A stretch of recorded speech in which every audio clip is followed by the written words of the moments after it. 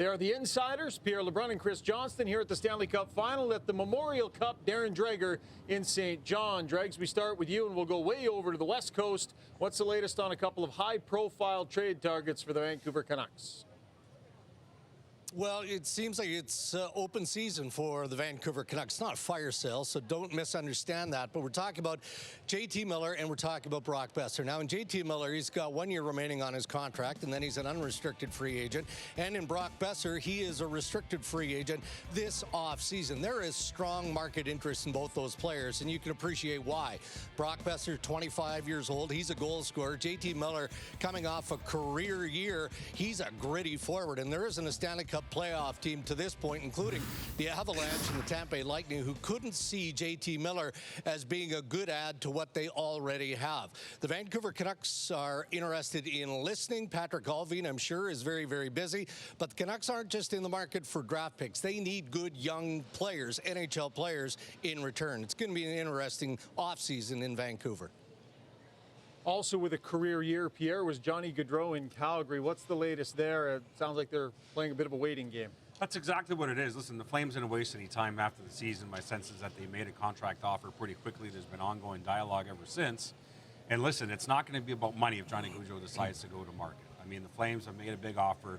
When you consider the 8th year that only the Flames can offer the total dollar, it's going to be hard for another team to match that. And we know that winning matters to Johnny Gaudreau, and the Flames remain a contender if he decides to stay. What the Flames can't control is their area code. If it matters to Johnny Gaudreau to go back east, then that's something Calgary can't deal with. But know this. Flames still hope to re-sign him, but they're going to want some clarity before July 13th. They're not letting this drag all the way if they can avoid it. Look for some clarity before the July draft is what Calgary's going to want, because they may have to pivot.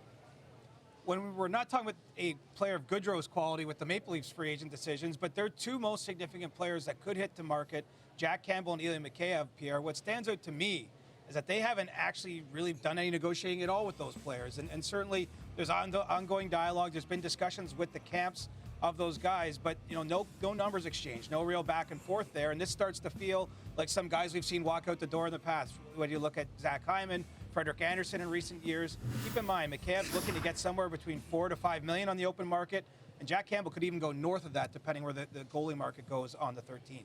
Dregs to Minnesota, Cam Talbot with another year on his deal, but a pretty high-profile acquisition in Marc-Andre Fleury. Can they extend this relationship, do you think? Well, they can, but the negotiation process, Ryan, hasn't actually started between Bill Guerin and Alan Walsh, who represents Marc-Andre Fleury. But I can tell you that Guerin would very much love to reunite that tandem of Fleury and Cam Talbot for next year. Marc-Andre Fleury enjoyed his time in Minnesota with the Wild. It was short.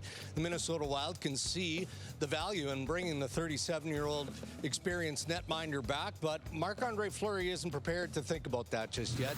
He and his family are just fresh back from vacation. So there's enough time for the business side of the game in the days ahead. Let's bring it back here to the Stanley Cup Final. Josh Manson, pending UFA. He was a trade deadline acquisition by the Avalanche. It's pretty much not realistic to think Colorado can even talk to him about extending him. I mean, they've got Kadri up, they've got Nichushkin up, they've got Darcy Kemper up, and they're going to try and extend some guy named Nathan McKinnon in the offseason. So Manson's probably going to market. The Anaheim Ducks, I'm told, would like to talk to him when he does hit the market. He's, of course, spent most of his career there. Tremendously popular in that dressing room for Anaheim. They view him as a great leader. Listen, other teams are going to bid on him as well. We'll look for Anaheim to be one of them. Lots of negotiating in the Manson family. Dad Dave likely going to be getting something done with the Oilers here in the coming days as Jay Woodcroft just got signed long-term. Awards are tonight, Chris. A bit of a different look. Are we expecting it to go back to normal next year?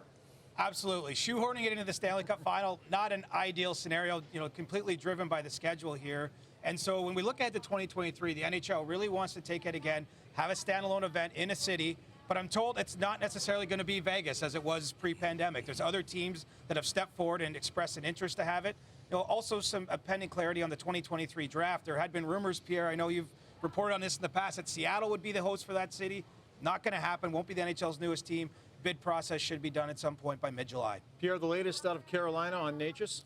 Well, Martin Necas is an RFA. He's coming off his entry-level deal. He had a 40-point season, first-round pick in 2017, loaded in terms of potential and talent, but have a bit of an off-and-on year. Kind of got replaced up the lineup by Seth Jarvis.